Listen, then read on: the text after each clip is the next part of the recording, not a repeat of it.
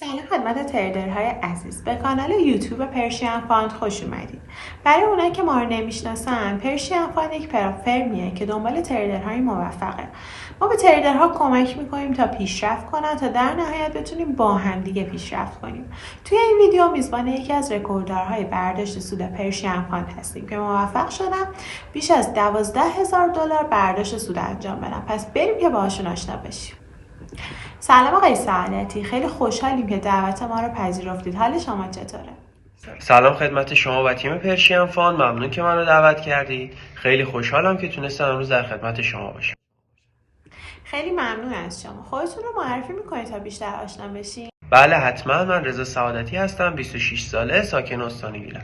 خیلی خوشبختیم از آشنایی با شما. میتونید بگید چطوری با پرشین فاند آشنا شدید؟ بله من داخل یوتیوب از طریق آقای حاجی پور با پرشین فاند آشنا شدم. خیلی قبل‌تر از اینکه پرشین فاند رو معرفی کنم من ایشون رو دنبال می‌کردم. از آموزشاشون خیلی استفاده می‌کردم و خیلی توی روند موفقیت من تاثیرگذار هم بودن. از همینجا ازشون تشکر می‌کنم به خاطر کمک‌هایی که به من کردن. خیلی هم عالی. یکم از اینکه چطوری شروع کردید به معامله‌گری و چطوری تونستید برسید به این مرحله‌ای که الان هستید؟ حالا اوایل مثل همه که شروع میکنن یکم رویا خریداری کردم از اساتید اینستاگرامی.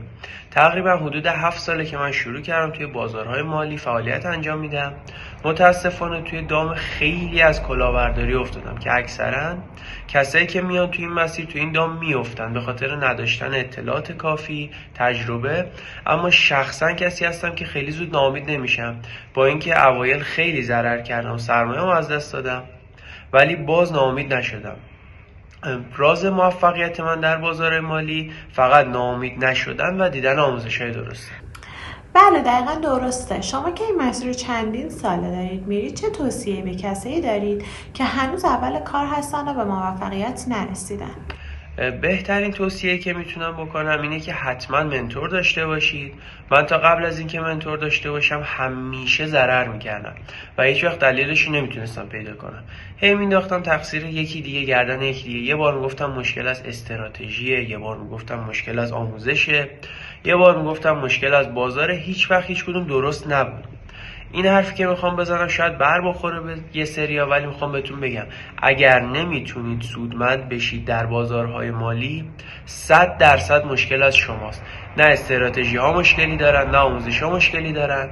میخوام بگم تا زمانی که بخوایم ضررامون رو گردن مسائل دیگه‌ای به جز خودمون بندازیم به موفقیت نمیرسیم. اینجاست که داشتن منتور خیلی کمک میکنه. منتور میتونه وقتهایی که داریم اشتباهی میکنیم مشکل رو پیدا کنه، رفع کنه. اما وقتی خودمون میخوایم با آزمون و خطا مشکلاتمون رو پیدا کنیم، هم یادگیری زمانش خیلی طولانی میشه، هم خیلی هزینه بیشتری برامون داره. میتونیم یک منتور خوب با تجربه بگیریم به جای اینکه این همه هزینه کنیم. بله کاملا با شما موافقم. یکم از تجربتون با پرشین فاند هم بهمون میگید؟ تجربه کار من با پرشین فاند یکی از بهترین تجربه‌های دوره معامله‌گری من حساب میشه تو این 7 سال. پشتیبانی خیلی خوب و سریع، قوانین خوب و راحتی که داره.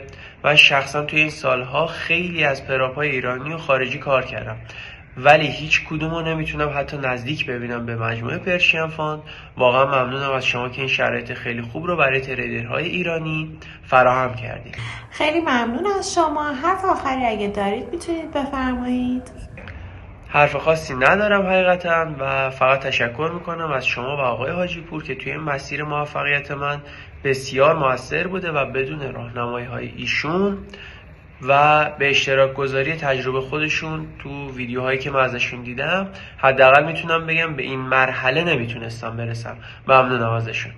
خیلی ممنون از شما که زمان گذاشتید و با ما مصاحبه کردید. خدا نگهدار. خدا نگهدار. خیلی ممنون که تا اینجا ویدیو رو تماشا کردید. تا ویدیو دیگر خدا نگهدار.